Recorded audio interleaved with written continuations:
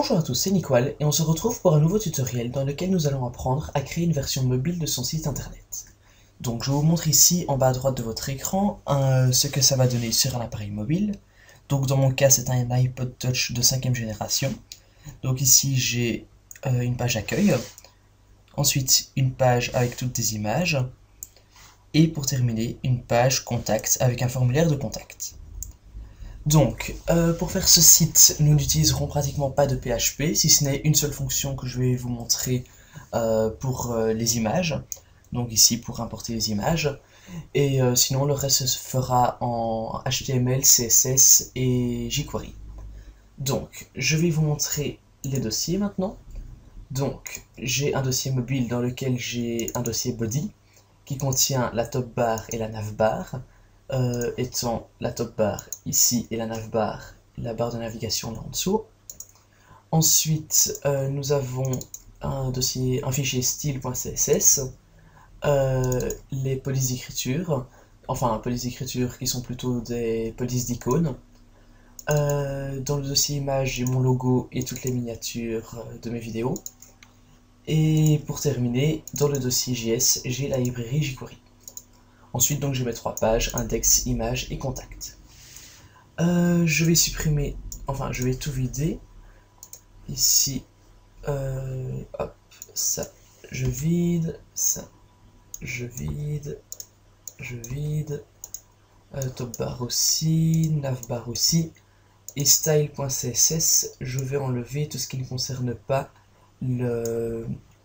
les polices d'icônes.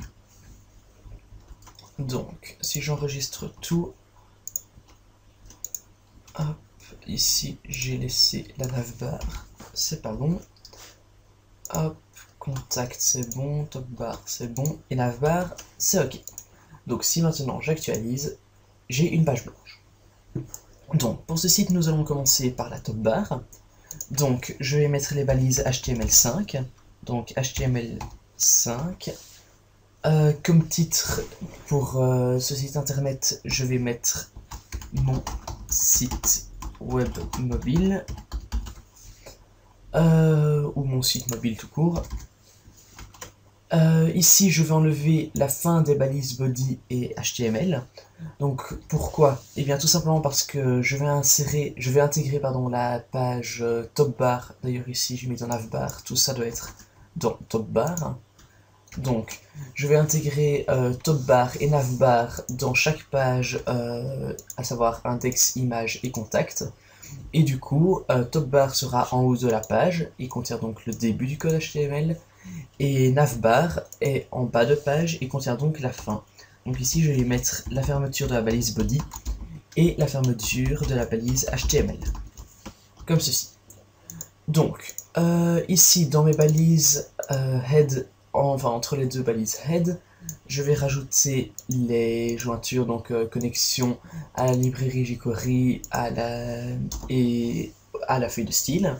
Donc link rel égale stylesheet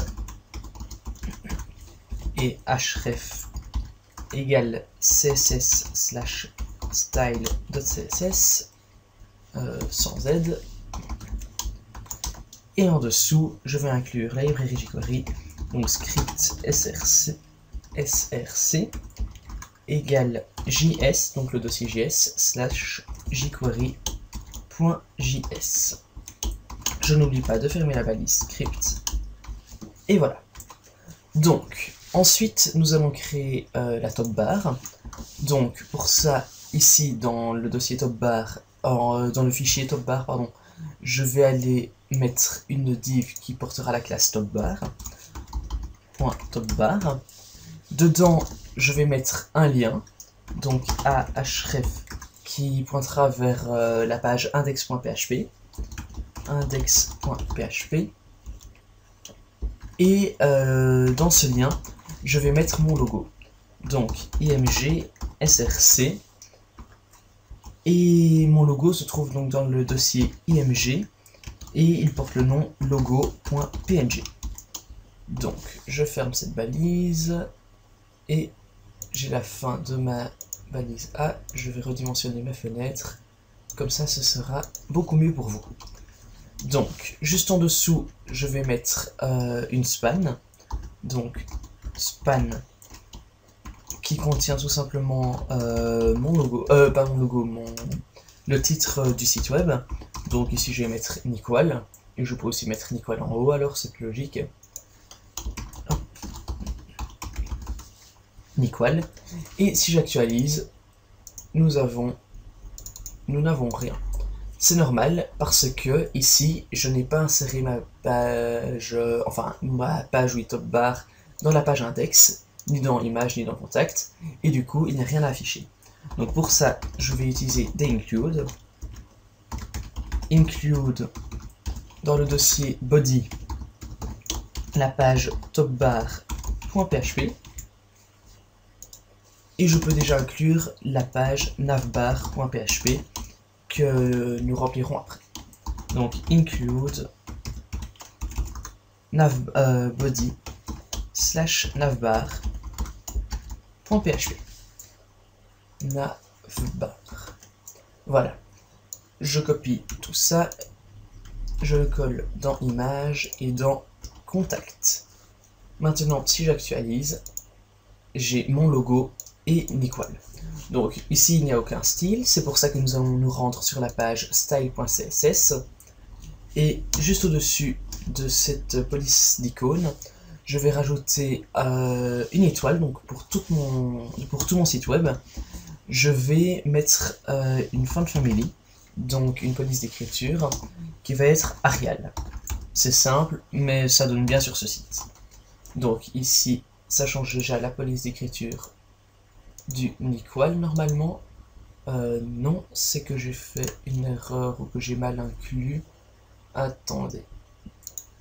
Top bar, ici, ah oui, CSS. Voilà. Et donc si maintenant j'actualise, j'ai Nickwal. Donc, juste en dessous, je vais appeler ma classe topbar. Et je vais commencer à la styliser. Donc je vais lui mettre une hauteur de 60 pixels. Et un espacement entre les lignes de 60 pixels aussi.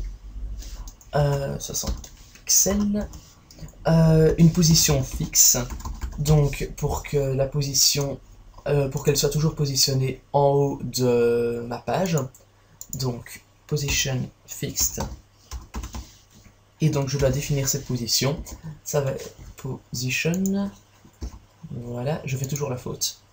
Donc cette position va être top 0, left 0 et right 0.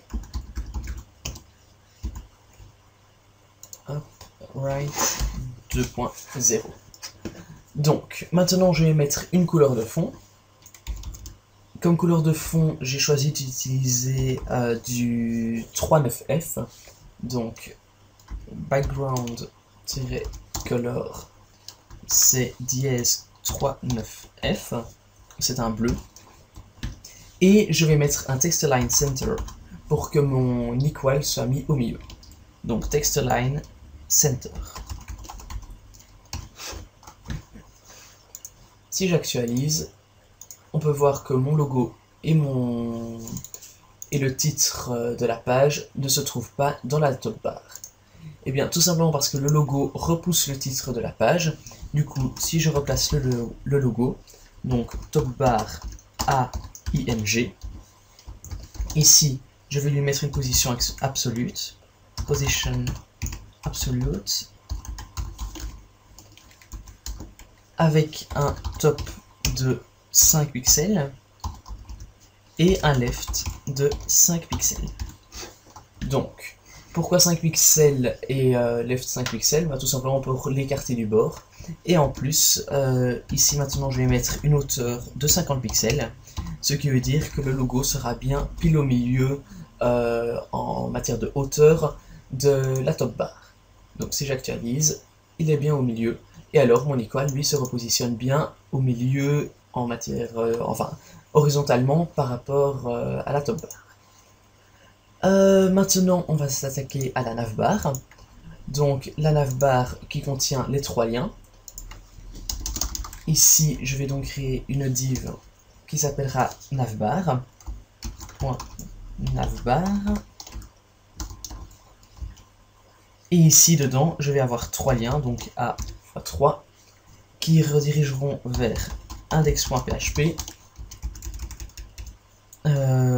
image.php, c'est comme ça que je l'ai appelé, oui, image.php, et pour finir, contact.php. Dedans, je vais mettre mes icônes, donc span classe, comme préfixe, j'ai choisi de mettre m-home. Je n'oublie pas de fermer la span. Je copie tout ça. Et je remplace. Donc ici, j'ai mis picture, donc en anglais. Et finalement, contact. Voilà. Donc, je vais maintenant vous montrer que ça ne s'affiche pas. Tout simplement parce qu'ils sont ici en dessous de la top bar, et c'est pourquoi nous allons maintenant les positionner dans la page style.css. Donc je vais vers ma page style.css, je vais appeler la classe nav, donc .nav a, donc les liens, je vais les mettre en display block, et comme ça je peux leur donner une largeur. Ici, vu que pour des versions mobiles, on travaille énormément en pourcent, l'écran fait 100%. Du coup, ici, vu qu'on a 3 liens, on va diviser les 100% par 3, ce qui nous fait 33,33. Donc ici, hop, voilà, je mets quelques 3%. Et du coup, si je vous montre maintenant... ah non, pardon, je n'ai pas encore positionné, donc je vais d'abord rajouter la position. Donc, attendez, j'ai oublié de replacer la div nav. Donc, ici, nav, je vais lui donner une position fixed, position fixed,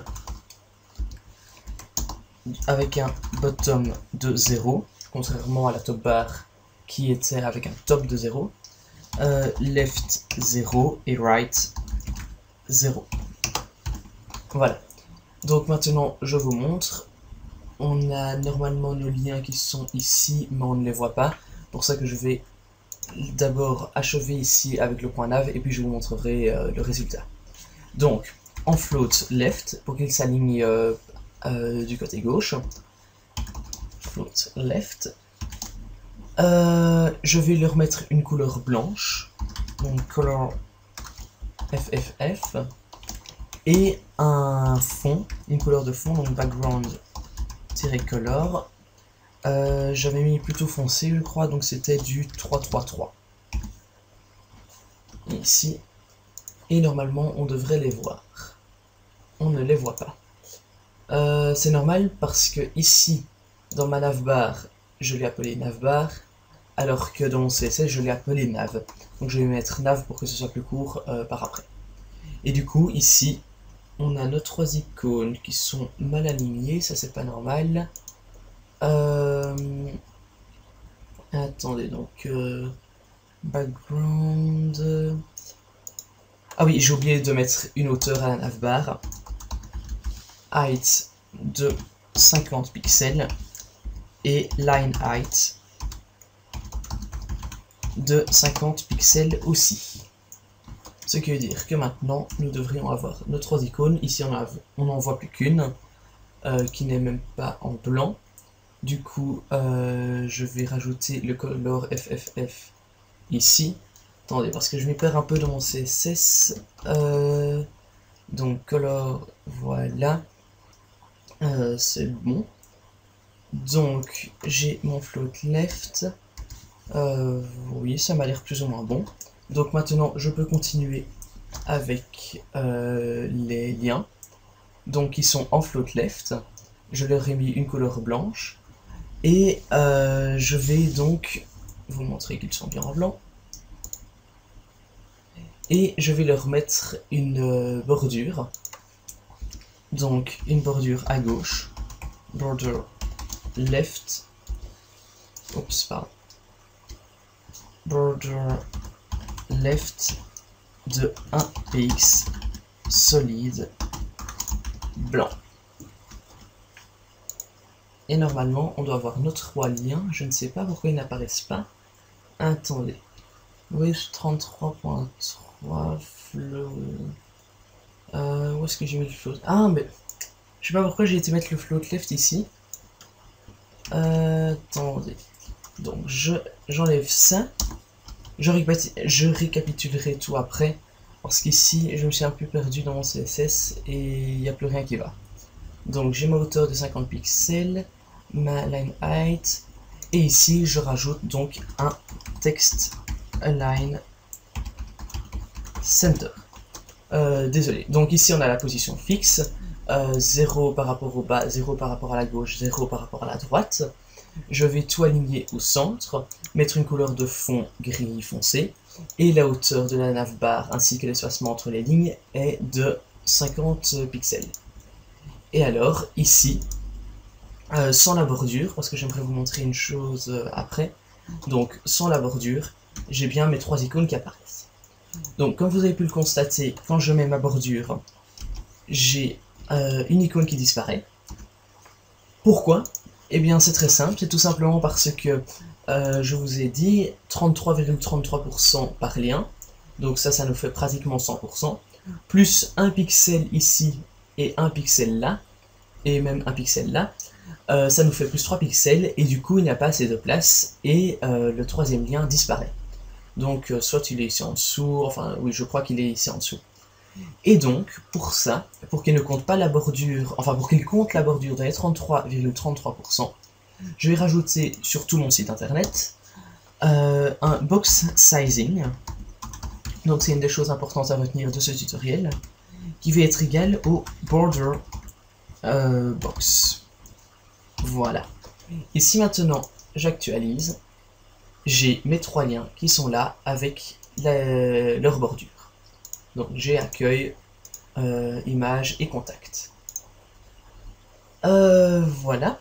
Donc ici vous avez peut-être pas vu, mais on voit légèrement la bordure. C'est pour ça que je vais enlever cette bordure qui est en trop et dont on n'a pas besoin. Et c'est pour ça que je vais appeler le point nav à .firstChild, donc le premier enfant. On appelle enfant, donc le parent c'est celui qui entoure l'enfant. Donc dans notre cas, ici donc dans navbar, les spans sont les enfants des A, les A sont les enfants des divs, et par contre les divs sont les parents des A, et A parents de span. Donc ici je retourne dans navbar, dans style pardon, et ici first child, et je vais rajouter un border left, et je précise bien left, qui est égal à known. Pourquoi left? Et bien tout simplement parce que dans l'exemple, vous avez peut-être remarqué que quand c'est actif, j'ai une bordure ici, une bordure bleue, de 4 pixels d'ailleurs, qui montre donc qu'on est sur cette page là. Et bien si je mets un border known, et bien cette bordure n'apparaîtra pas, et du coup on ne verra pas que le lien est actif. Donc maintenant on va justement s'attaquer à cette bordure, et dans chaque page, donc index.php, je vais rajouter une balise script. Ici le texte JavaScript n'est pas utile, et dedans je vais appeler je vais d'abord mettre le document.ready, document.ready, function,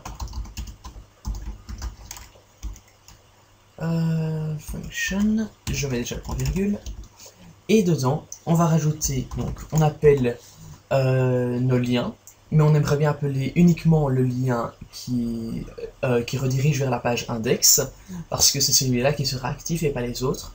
Donc on va leur rajouter des classes. Ici, classe égale home, donc je vais les mettre en anglais.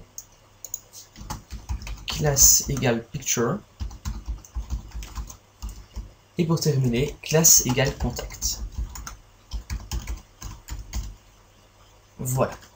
Et donc si maintenant je retourne sur ma page index, Ici, j'appelle ma classe home.addClass et je vais rajouter une classe active qui n'existe pas encore mais que nous allons créer maintenant.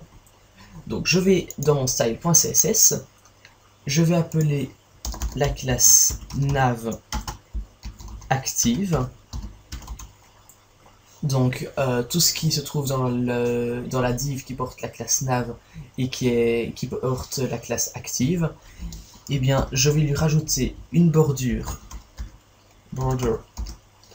top, donc en haut, de 4 pixels, solide, et je vais reprendre la couleur d'au-dessus, donc qui est du 3.9f. Voilà. Et si maintenant j'actualise, je vais sur la page accueil et j'ai cette bordure bleue. Je vais copier ce script, je le copie dans image, sauf qu'ici je change par pictures, ou pictures, je ne sais plus, au singulier. Voilà.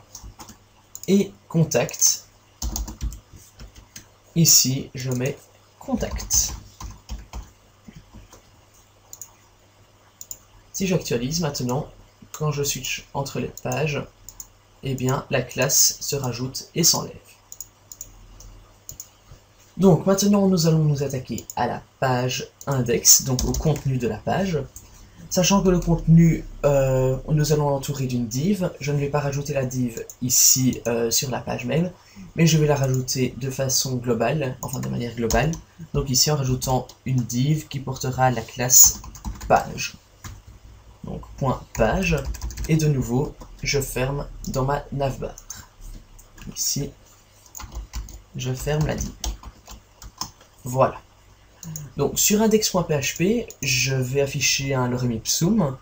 Donc ce lorem ipsum, je vais le copier-coller parce qu'il était bien long pour que je vous montre que c'est bien, que tout est bien en position fixe.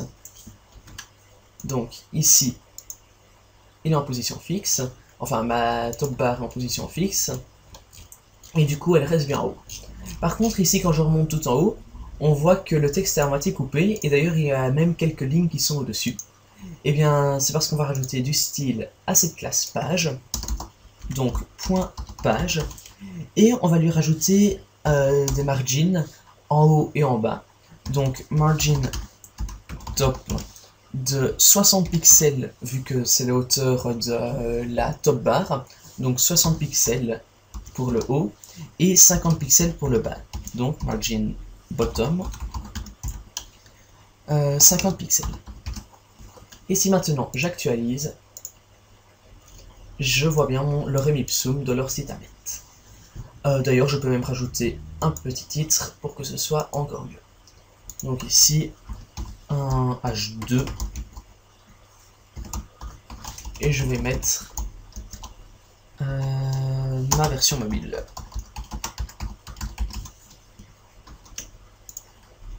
Et si j'actualise, j'ai ma version mobile et tout mon texte. Alors, passons maintenant à la page des images.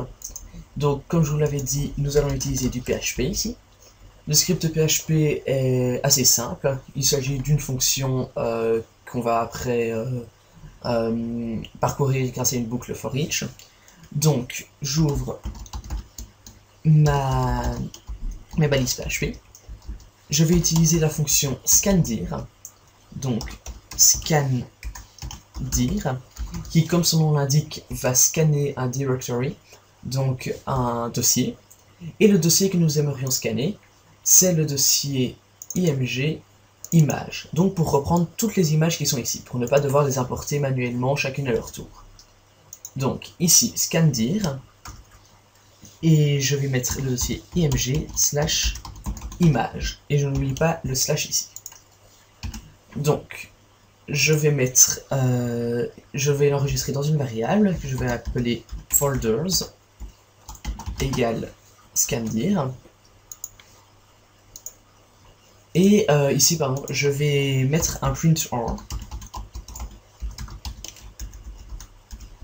qui va alors nous afficher le contenu de la variable folders. Et ici, vous pouvez voir que c'est un tableau. Donc on a d'abord un point et un 2 points qu'on aura toujours dans tous vos dossiers. Donc les dossiers commencent toujours par un point, un 2 points qui ne sont pas visibles bien évidemment, et puis après tous nos fichiers, donc blog, CSS, déroulant, etc. C'est ce qu'on a ici, blog, CSS, déroulant et autres. Donc nous allons les enlever quand nous allons les parcourir, ce que nous allons faire maintenant d'ailleurs. Donc je vais for each la variable folders as image au singulier, et ici je vais rajouter une condition if $image est différent justement. Donc si c'est différent de points et si c'est différent de 2 points, donc $image différent de 2 points, alors nous pouvons afficher nos images. C'est pour ça que je ferme et je réouvre les balises PHP et je mets img src égale img slash image slash, et ici j'affiche le contenu de la variable image, donc $image, et je n'oublie pas le echo, sinon rien ne s'affiche. Alors ici vous verrez, l'image sera très grande. Tout d'abord on a une erreur, syntax error, unexpected $image, $image echo $image. Où est l'erreur? Ah, ici. Et $image est différent de 2 points. Donc si j'actualise, j'ai mes images qui sont très grandes et beaucoup trop grandes, et du coup ici je ne sais pas les voir sans avoir de scroll horizontal. C'est pour ça que nous allons leur mettre une largeur qui sera égale à 100% de la taille de l'écran. Et donc maintenant, si j'actualise, elles valent 100%. Et ça veut dire que si j'agrandis, les images s'agrandissent. Si je rapetissis, les images se rapetissent. Donc, je peux aussi rajouter un H2 qui contiendra mes images. Et si j'actualise, j'ai mes images qui s'affichent. Passons maintenant à la dernière partie, la partie contact. Ici, je vais mettre le H2 directement. Et ce sera contactez-moi. Ici, je vais avoir un formulaire. Donc, je vais mettre bêtement la balise forme, vu que je ne traite pas la partie PHP ici. Je referme cette balise. Et dedans, je vais mettre un input, enfin 2 inputs de type texte, qui auront comme placeholder je vais mettre prénom et nom. Donc prénom, ici je copie et je colle, je change juste le prénom en nom. Ensuite une text area, je ferme cette text area. Dedans je peux mettre un texte par défaut, genre bonjour, voilà. Et pour terminer, nous allons mettre le input de type submit, input type submit, et qui aura comme value envoyé. Voilà.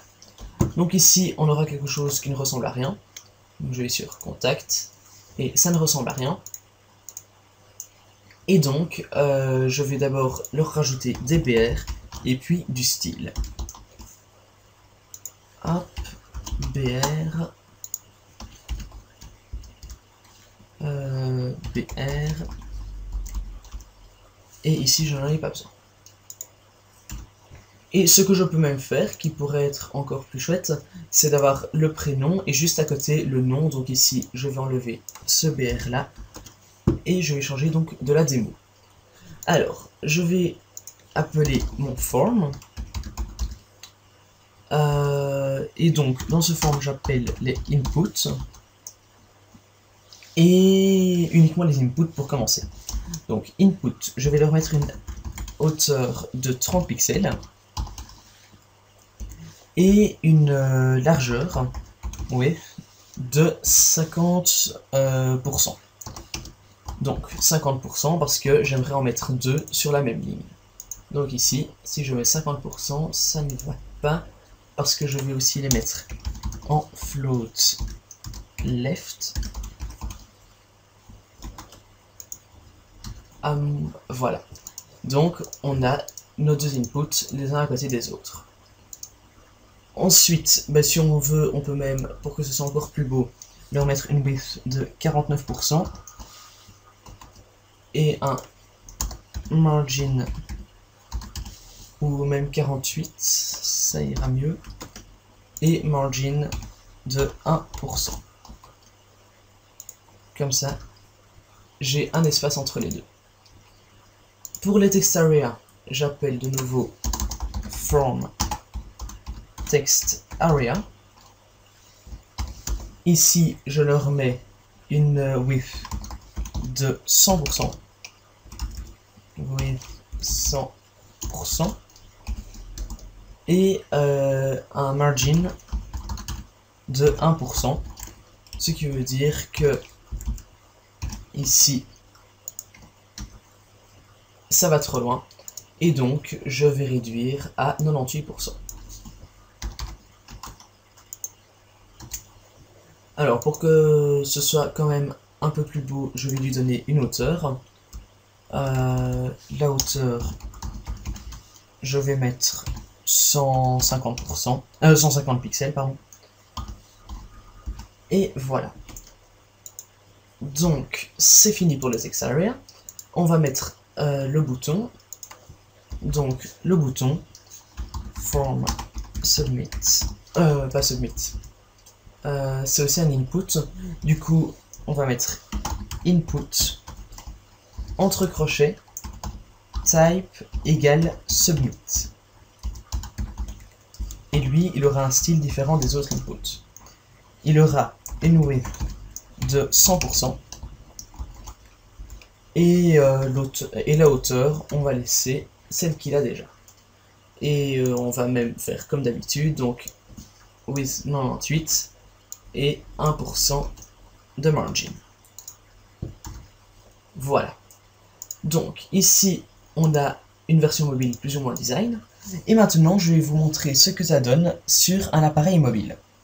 Donc, j'actualise et on peut constater qu'on a un résultat horrible. Donc, tout est totalement dézoomé. On doit avoir beaucoup de chance pour cliquer sur les boutons correctement sans taper à côté. Et ça ne nous arrange pas du tout. Donc, ce que nous allons faire, c'est retourner dans Top Bar. Dans le head, nous allons rajouter une balise méta. Et cette balise méta a comme nom viewport. Et comme contenu, donc content, égale la largeur du site. On aimerait bien qu'elle soit égale à la largeur de l'appareil. Donc, with, device width, pardon. Device width.